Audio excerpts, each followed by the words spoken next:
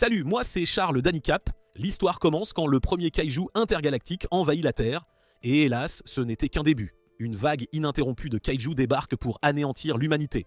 Pour contrer cette menace apocalyptique, l'humanité a rassemblé le meilleur de chaque nation, hommes et technologie, et créé la force anti-kaiju, Air Day. Ils ont eu quelques succès, mais les dégâts restent lourds et la guerre s'éternise.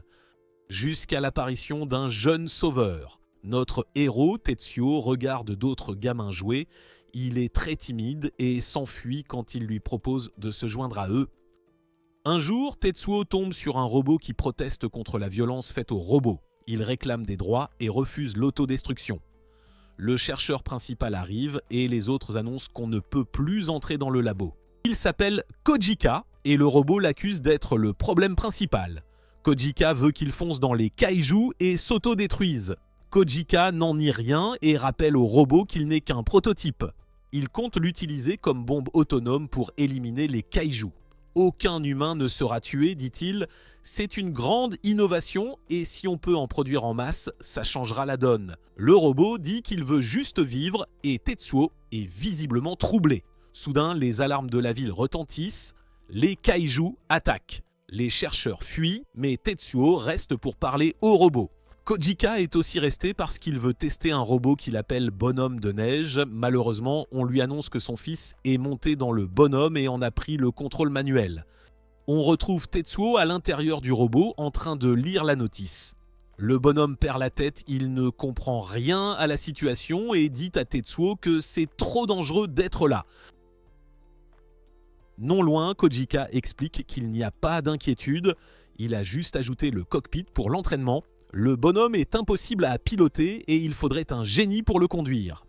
Malheureusement pour eux, Tetsuo est un génie et prend les commandes. Le bonhomme le supplie d'arrêter, il risque d'exploser, mais Tetsuo le rassure avec assurance. Il fera en sorte qu'il ne perde pas la vie. Les chercheurs sont stupéfaits quand Tetsuo fait décoller le bonhomme de neige. Kojika ne comprend pas ce qui se passe et réalise seulement maintenant que Tetsuo est un génie.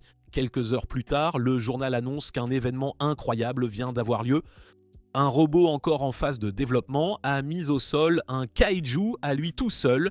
Et ce qui rend ça encore plus fou, c'est que le pilote n'a que 9 ans. Kojika avoue au monde qu'il s'agit de son fils et que le robot peut aussi exploser. Sur les réseaux, on les traite de sauveurs. Tout le monde veut savoir si le duo va continuer à se battre. Kojika change complètement d'avis. Il ne veut surtout pas gâcher cette occasion. Il affirme bien sûr qu'ils continueront le combat et il annonce que le bonhomme de neige contient une sorte de bombe jetable. Pendant ce temps, Tatou fait une crise de panique car tout le monde le regarde. Avec le temps, Tatouille se fait un nom, ses actes héroïques deviennent fréquents, on le voit grandir, le bonhomme de neige a reçu plusieurs améliorations et la guerre entre dans sa phase finale. Tetsuo domine les kaiju et tout le monde est persuadé que leur sauveur apportera la paix à l'humanité. 10 ans plus tard, on retrouve Tetsuo à bord d'un croiseur intergalactique. Il lit un livre intitulé « 777 étapes pour se faire des amis ». Avant d'atteindre la première étape, une annonce prévient qu'il reste 40 minutes avant la bataille finale. Tetsuo est appelé pour monter dans le bonhomme de neige. En chemin, des filles lui disent de qu'elles comptent sur leur sauveur. Tetsuo promet de faire de son mieux et va se préparer. Il se propulse dans l'espace et demande au bonhomme de neige d'appeler Yukio pour le faire monter. Yukio est vraiment déçu. Il voit bien que Tetsuo fuit encore l'interaction humaine.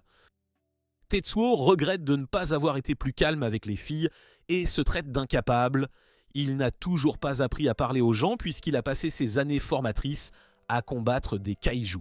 Yukio lui dit de ne pas abandonner et de continuer à essayer de se faire des amis. Tetsuo répond que ça va, il a Yukio, mais Yukio lui fait remarquer qu'il dit ça depuis 10 ans et Tetsuo explique qu'on ne se fait pas d'amis facilement. Il faut d'abord franchir 777 obstacles. Ceci vient d'un livre intitulé « Comment même un kaiju peut se faire des amis ». Donc Tetsuo dit qu'il est déjà trop tard pour lui. Au même instant, la capitaine Mist informe notre héros de la situation. Leur vaisseau va bientôt atteindre la horde de kaiju. Dès l'engagement, Tetsuo se détachera du navire pendant que celui-ci foncera au centre de la horde pour tirer leur laser infini qui couvre plus d'1 millier de kilomètres. Cela anéantira toute la horde de kaiju. Le problème, c'est le temps pour atteindre le point de lancement et là, Tetsuo doit intervenir. Yukio rassure tout le monde, lui et Tetsuo vont tout dévaster. Ils attireront l'ennemi pour exterminer l'essaim. La réunion se termine et Tetsuo réalise qu'il a encore foiré une interaction humaine. Au lieu de dire « Bien sûr, madame », il a juste dit « Ahoy ». Yukio s'en fiche, tout ce qu'il veut, c'est rentrer victorieux. Leur rêve est à portée de main, il suffit de réussir cette mission, mais leur amusement s'arrête net quand plusieurs kaiju surgissent. Le reste de l'équipage est horrifié, il y en a des tonnes. Une mer infinie de kaiju, tous gigantesques. On ordonne à tout le monde, la mission commence. Tetsuo marque une pause et se rappelle qu'il veut devenir quelqu'un d'utile. Yukio l'appelle, l'ennemi est là. Tetsuo change d'attitude et annonce, sûr de lui, qu'il est temps d'y aller. Ils sont prêts. Tetsuo déclenche son style des 7 épées. Leur attaque stupéfie tout le monde, plusieurs kaiju fauchés d'un seul coup. Myst rappelle que Tetsuo est leur sauveur et qu'ils vont gagner. Ils atteignent enfin le point de lancement. Myst dit qu'il est temps de sauver la planète. On prépare le tir du laser infini qui forme une énorme boule d'énergie devant le vaisseau. Myst ordonne d'ouvrir le feu, mais tout le monde est stupéfait. L'attaque disparaît comme par magie. Hélas, on annonce que le système laser a planté et que le laser infini est hors service. Myst ne comprend même pas, ça ne s'était jamais produit. Elle reprend son calme et annonce qu'on passe au plan B, tenir la vague de kaiju et rapatrier Tetsuo et Yukio. Malheureusement, ça ne se passe pas comme prévu. Le vaisseau commence à s'éteindre, tout le système d'attaque et les générateurs de boucliers sont hors service. La situation vire au pire, les défenses ont été annihilées. Myst ne peut que regarder horrifié quand un kaiju s'écrase contre le navire. L'équipage est projeté dans l'espace, Myst hurle tandis que sa vie s'éteint. Tout bascule en un instant, Tatsuo reste pétrifié quand le vaisseau explose. Yukio n'en revient pas non plus et se demande si c'est la fin de l'humanité. Tatsuo le calme et dit qu'ils doivent retourner au vaisseau. S'il reste ne serait-ce qu'une personne vivante, ils doivent la sauver. Yukio est inquiet, mais Tatsuo affirme que la mission n'est pas finie. Ils vont continuer à se battre et à terrasser les kaiju restants ensemble. Des heures plus tard, Tetsuo est épuisé, pourtant plusieurs créatures ont été éliminées. Hélas, ils sont bien trop nombreux et une infinité semble encore en vie. Yukio est gravement touché, il a même perdu un bras. Il commence à perdre espoir en réalisant qu'ils ne peuvent pas gagner. Tetsuo ne peut que abonder dans son sens. Ils ont tout donné, la seule option est de réduire le nombre de kaiju à quelque chose que les forces restées sur Terre puissent gérer. Ils y parviendront en activant l'autodestruction de Yukio. Tetsuo déteste l'idée, il avait juré que Yukio n'aurait jamais à le faire, mais il n'y a pas d'alternative. D'un commun accord, Tetsuo dit qu'il est temps de sauver la Terre ensemble. Alors que les kaiju s'acharnent sur le corps de Yukio, il prend la situation à la légère, plaisantant avec Tetsuo en disant qu'au final, il n'a jamais réussi à se faire un ami. Tetsuo n'a pas envie d'être taquiné, il cherche la commande d'autodestruction. De plus, Tetsuo affirme que sa vie peut bien se finir sans amis humains, tant qu'il reste Yukio. Yukio se demande s'il n'a vraiment aucun regret. Tatsuo répond qu'il n'en est pas sûr. Il repense à sa vie au moment passé à combattre des kaiju. Quelque part en chemin, ça ne lui faisait plus mal de voir les autres entourés d'amis. Il a cessé d'y tenir il y a longtemps et il dit à Yukio qu'il va bien maintenant. Il le remercie ensuite d'avoir supporté un type comme lui tout ce temps.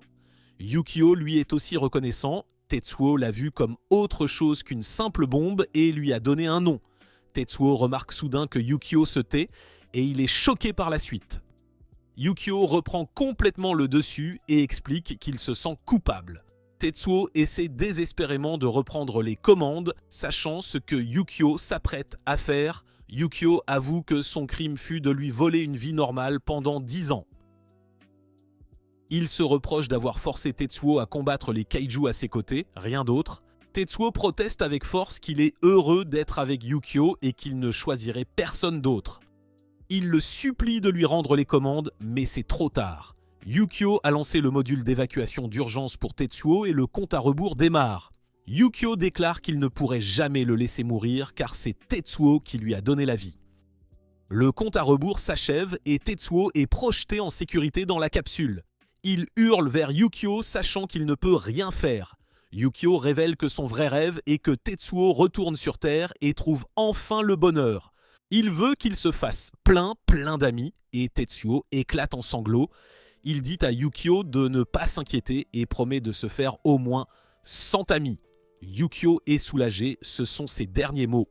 Son autodestruction s'enclenche et anéantit la horde de kaiju. Un peu plus tard, la capsule désactive le cryosommeil. Tetsuo est arrivé à destination dans la région de Tokai au Japon. L'écran sur lequel il regarde indique qu'il a été en cryosommeil pendant 8 ans. Tetsuo est horrifié, cela signifie que 10 ans se sont écoulés depuis son départ de la Terre. Techniquement adulte sans avoir vieilli, il se demande s'il saura se faire des amis. Tetsuo élabore un plan. S'enfermer dans sa chambre en totale isolation pour apprendre d'abord le monde nouveau avant de sortir et d'aborder les gens. Il sort de la capsule et à la surprise de voir une foule immense l'acclamer, ils le traitent de sauveur et veulent tous être ses amis. Tetsuo est aux anges et dit à Yukio qu'il a tenu sa promesse. Ce n'était qu'un rêve éveillé de Tetsuo, il espérait que tout se passerait comme ça, mais hélas, il est estomaqué en découvrant la réalité. Le monde, qui devrait être en plein été, est complètement gelé. La scène est terrifiante. La planète entière recouverte de glace. Merci d'avoir regardé mon résumé. Pensez à liker la vidéo s'il vous plaît.